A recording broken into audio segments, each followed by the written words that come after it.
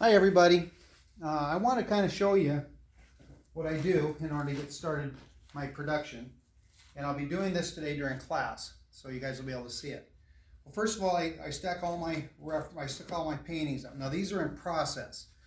I got them to one step, and I still got to go through and do the other step to it, so that'll be good. But what I do is I get them, sketch them out, glaze them, and then I start just stack them and rotate them back. So you'll see me paint all the way across here, rotate back. Paint here, rotate back. Paint here, rotate back. And I always have everything conveniently located to me, since I'm the artist and I'm the one working. So this is the way you'll probably wind up doing it too, is you'll always arrange everything conveniently located to you. So everything is within reach. You don't have to do a lot of moving around. I want to move these down a little bit, give myself a little bit excess room. I can take these now and stack these off to the side. And paint always comes in, I always buy my paint by the gallon, so I can't afford anymore just to buy paint by the pint or ounce or anything.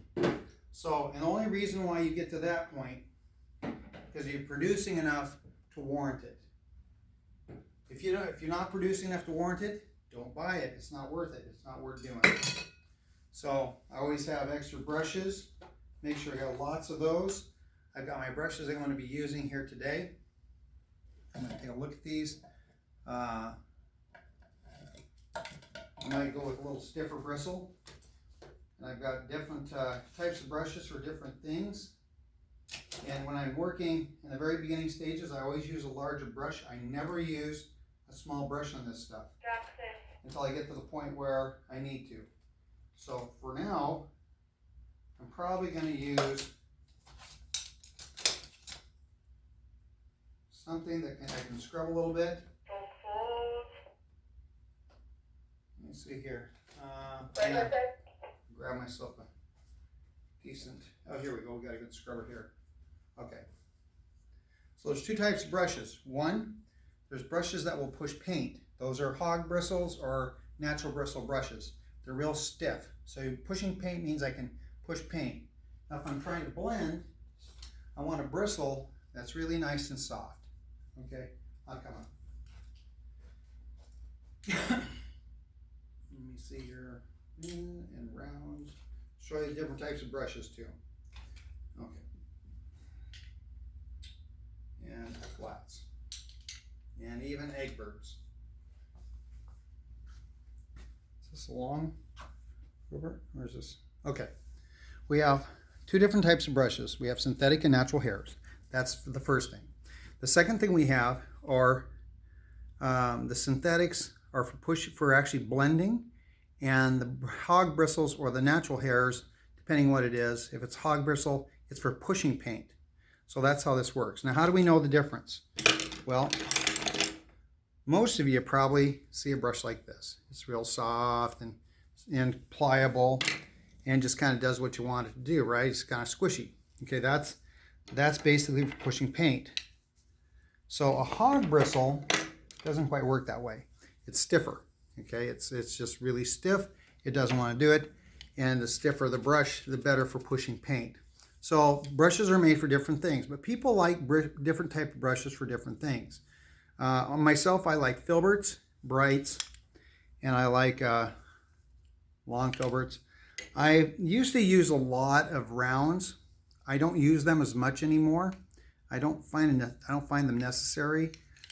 Most of the time I want to do this with them. And when you watch me paint, I'm always painting like this. And if I do get in there, like if I go from this to this, I'm in detail. So I'm really trying to find stuff. I'm actually using a smaller brush. So brushes have very specific uses. These are acrylics or oil brushes. You can use them for watercolors, but they're long handled. Watercolor brushes, watercolor and gouache are very short bristles. And you can also use this hog bristles for encaustics. Encaustics are basically an old first century process. I'm taking pigment and mixing it with beeswax and a resin to make a paint film, and it works really well. So anyway, I wanted to show you this, and so as we're Today I'll be doing this kind of stuff here, and we'll be talking about paint, we'll be talking about process, and if you notice, I do not have a palette. I don't use a palette, never will. I don't teach to use a palette. I teach to go straight out of the tube. And if you watch any of my painting videos, either on Facebook or YouTube, every single one is out of tube. It'll save you lots of money and a lot of wasted paint. And I don't know, I get able to get some of the same things. I'm able to get some soft blended tones. You just got to work faster. So anyway, this is Mr. Bowers out. I hope you enjoyed this. This is a short video in prep for how I do my production. Okay? So I can't wait to see everybody in class.